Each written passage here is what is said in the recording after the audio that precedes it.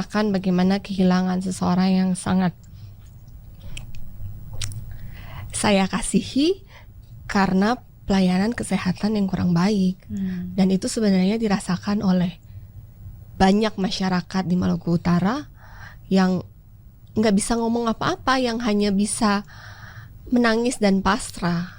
Dan rasanya seperti ini, rasanya nggak enak banget. Mungkin Tuhan izinkan saya merasakan itu sehingga saya bisa merubah ini. And then setelah itu saya menerima, tentu tidak 100%, tapi kayak 50%-nya ketika saya naik helikopter, jenazah suami saya di samping. Ironisnya tuh kayak berapa hari sebelumnya kan baru keluar tuh hasil survei bahwa almarhum itu udah 40% tertinggi. Kita punya kapal yang saat itu cukup nyaman dan besar, like secara manusia kita punya fasilitas, kita punya rating tertinggi, kita punya banyak hal yang tidak dimiliki oleh paslon yang lain secara manusia. Tetapi ketika naik di helikopter melihat jenazah suami saya dibungkus terpal di samping saya, semua itu tidak ada gunanya. Kayak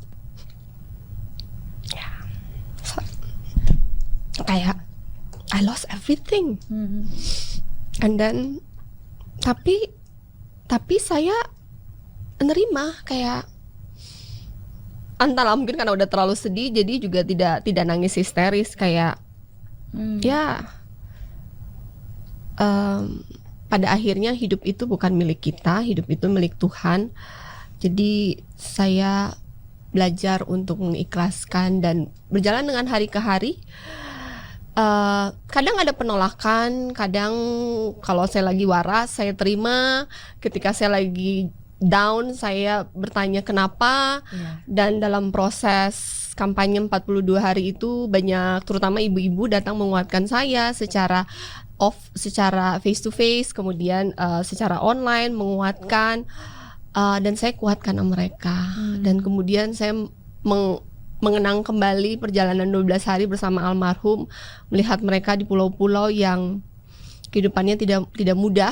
Dan kemudian tentu sedih ya kehilangan suami, tapi kemudian yang terjadi seperti saya itu banyak terjadi ke orang lain. Dan saya merasa bahwa ya mungkin ini yang harus saya jalanin. With a very expensive price. Tapi kembali lagi dari awal, hidup suami saya bukan milik kita, milik Tuhan. Kita hanya dititipkan hidup ini. Jadi apapun takdir itu saya menerimanya dengan ikhlas.